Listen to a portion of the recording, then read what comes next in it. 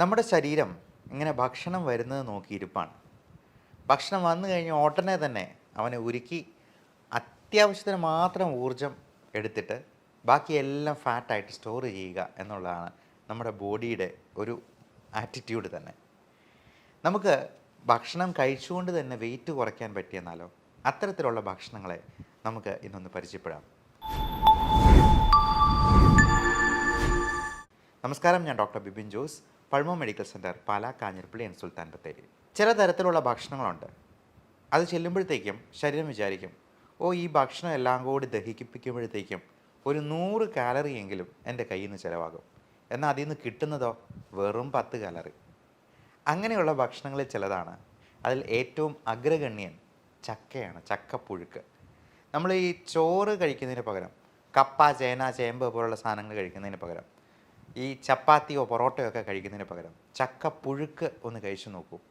അതിന് കൂടെ അല്പം പ്രോട്ടീനും കൂടി സപ്ലൈ ചെയ്യാൻ വല്ല മീൻകറിയോ, പ്രത്യേകിച്ചും ചെറുമീനുകളായ ചാള, അയല തുടങ്ങിയവ, വല്ല നത്തോലിയോ ഒക്കെ കറി വെച്ച് കഴിക്കുകയാണെന്നുണ്ടെങ്കിൽ ഏറെ നല്ലത്.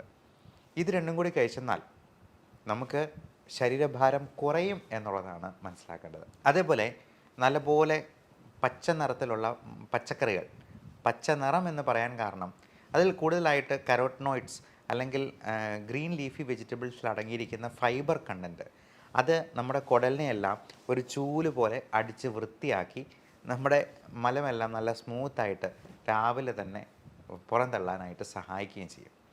അപ്പോൾ ഈ ഗ്രീൻ ലീഫി വെജിറ്റബിൾസും അധികം മധുരമില്ലാത്ത പഴങ്ങളും ഒത്തിരി മധുരമുള്ള ഫ്രക്ടോസ് കണ്ടൻ്റുള്ള ഫ്രൂട്ട്സ് പലപ്പോഴും നമുക്ക് കൂടുതൽ കാലറി പ്രദാനം ചെയ്യും.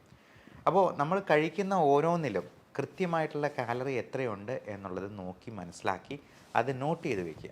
ഈയിടെ ആടുജീവിതത്തിന് വേണ്ടി പൃഥ്വിരാജ് 31 കിലോ വെയിറ്റ് കുറച്ചു എന്നാണ് പറയപ്പെടുന്നത്. ആ സിനിമ കാണാൻ പോയത് തന്നെ പൃഥ്വിരാജിൻ്റെ ആ ഡെഡിക്കേഷനും മേക്ക് ഓവറും ഒക്കെ കാണാനായിട്ടായിരുന്നു. അതിൽ നിന്നൊരു ഇൻസ്പിറേഷൻ കിട്ടാൻ വേണ്ടിയായിരുന്നു. അദ്ദേഹം അത് എങ്ങനെയാണ് കുറച്ചതെന്ന് ചോദിച്ചെന്നാൽ വെറും കട്ടൻ കാപ്പി മാത്രം കുടിച്ചിട്ടാണ്. പൃഥ്വിരാജ് മാത്രമല്ല, കൂടെ ആക്ട് ചെയ്ത ഗോകുൽ എന്ന് പറയുന്ന നടനും കട്ടൻ കാപ്പി മാത്രം കുടിച്ചു, മധുരമില്ലാത്ത കട്ടൻ കാപ്പി. അത്തരത്തിലുള്ളൊരു കോഫി കൂടി ഞാൻ ഈ കൂടെ പരിചയപ്പെടുത്തുകയാണ്. കുർക്കുമിൻ കോഫി എന്ന് പറയാം. നമുക്കറിയാം, കുർക്കുമിൻ എന്ന് പറയുന്നത് മഞ്ഞളിൽ അടങ്ങിയിരിക്കുന്ന ആക്റ്റീവ് ഇൻഗ്രീഡിയൻ്റ് ആണ്. അതിൽ ഒരുപാട് ആൻറ്റി ഓക്സിഡൻറ്റ് പ്രോപ്പർട്ടീസ് ഉണ്ട്. പക്ഷേ നമുക്ക് ഈ മഞ്ഞൾ കലക്കി കുടിച്ചെന്നാൽ ഈ ആൻറ്റി ഓക്സിഡൻറ്റ് പ്രോപ്പർട്ടീസ് കിട്ടത്തില്ല. പലപ്പോഴും ഈ ഡൈക്ലോഫെനാക്ക് എന്ന് പറയുന്ന വേദന സംഹാരിയായിട്ടുള്ള NSAID ഗ്രൂപ്പിൽ പെടുന്ന മരുന്നിനേക്കാൾ കൂടുതൽ എഫക്റ്റീവായിട്ട് നമുക്ക് ഈ ജോയിൻസിലുള്ള നീർക്കെട്ട് കുറയ്ക്കാനും വേദന കുറയ്ക്കാനും ഒക്കെ ഈ കുർക്കുമിൻ കൊണ്ട് സഹായിക്കും. അതുപോലെ കഫക്കെട്ട്, ബ്രോങ്കൈറ്റിസ്, റൈനൈറ്റിസ് തുടങ്ങിയുള്ള പ്രശ്നങ്ങൾക്കുമൊക്കെ കുർക്കുമിൻ ഒരു നല്ല പ്രതിവിധിയാണ്. എന്നാൽ ഈ കുർക്കുമിൻ നമുക്ക് മഞ്ഞളിൽ നിന്ന് കിട്ടണമെന്നുണ്ടെങ്കിൽ, ബയോ അവൈലബിൾ ഫോമിൽ കിട്ടണമെന്നുണ്ടെങ്കിൽ 1 കിലോ എങ്കിലും മഞ്ഞളെടുത്ത് നമ്മൾ കലക്കി കുടിക്കേണ്ടതായിട്ട് വരും. അത് വയറിന് പ്രശ്നം ഉണ്ടാക്കാനോ അലർജി ഉണ്ടാക്കാനോ ഒക്കെ കാരണമാകും. പകരം ഈ കുർക്കുമിൻ എന്നുള്ളത് ഏറ്റവും നല്ല ഗ്രീൻ കോഫി എക്സ്ട്രാക്റ്റുമായിട്ട് അതിൻ്റെ ആ ഒരു നാനോ മോളിക്യൂളുമായിട്ട് കമ്പൈൻ ചെയ്ത് കുർഫി എന്ന പേരിൽ നമുക്കിപ്പോൾ അവൈലബിൾ ആണ്. ഞാൻ കുർഫി എല്ലാ ദിവസവും രാവിലെ തന്നെ 2 കപ്പെങ്കിലും കുടിക്കാറുണ്ട്.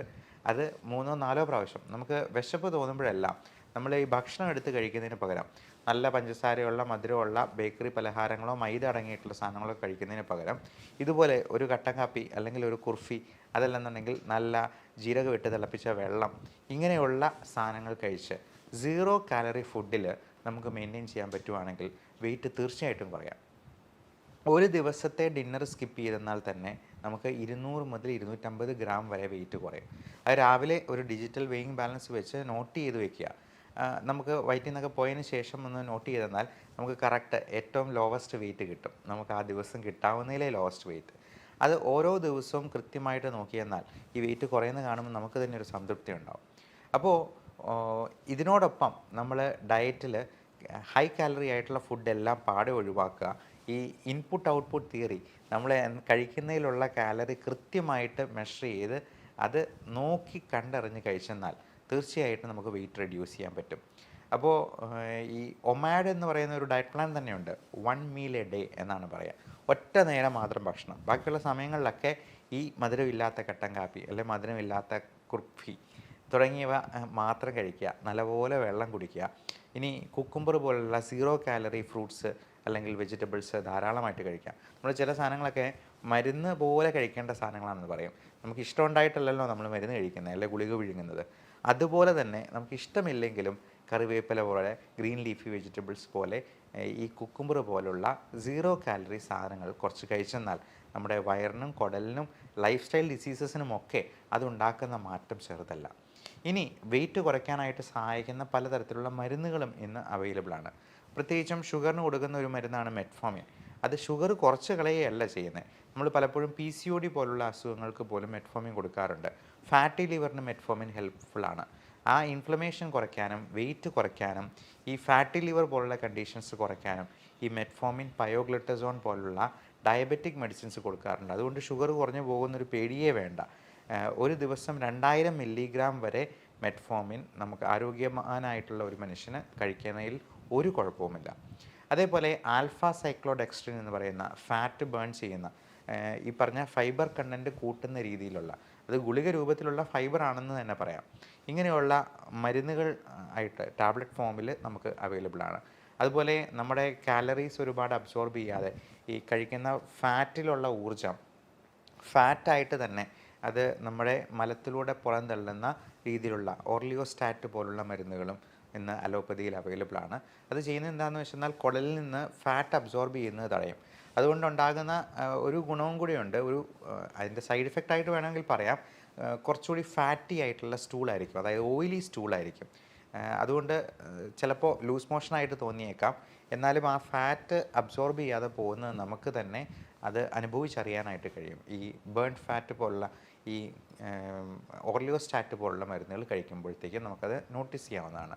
അപ്പോൾ ഇത്തരത്തിലുള്ള മരുന്നുകളെക്കുറിച്ചും നിങ്ങളുടെ ഡോക്ടറോട് ചോദിച്ച് മനസ്സിലാക്കുക. വെയിറ്റ് കൂടുന്നത് എല്ലാ തരത്തിലും ലൈഫ് സ്റ്റൈൽ ഡിസീസ് ഉണ്ടാകാനും, ഇന്ന് മാൽ ന്യൂട്രീഷൻ കൊണ്ടുണ്ടാകുന്നതിനേക്കാൾ പ്രശ്നം ഈ മോൾ ന്യൂട്രീഷൻ കൊണ്ട് ഉണ്ടാകുന്നു എന്നാണ് സരസമായി പറയാവുന്നത്. അതായത് കൂടുതൽ ന്യൂട്രീഷൻ കൊണ്ടാണ് ഇന്ന് അസുഖങ്ങൾ ഏറിയ പങ്കും ഉണ്ടാകുന്നത്. നമുക്ക് വെയിറ്റ് കുറയ്ക്കുന്നത് വഴി ഇത്തരത്തിലുള്ള അസുഖങ്ങളെയെല്ലാം പടിക്ക് പുറത്ത് നിർത്താനായിട്ട് ശീലിക്കാം. എല്ലാവർക്കും നല്ല ആരോഗ്യം ആശംസിക്കുന്നു. Love and regards, doctor Bibin Jose, Pulmo Medical Centre, Pala, Kanjirappally, Sultan Bathery.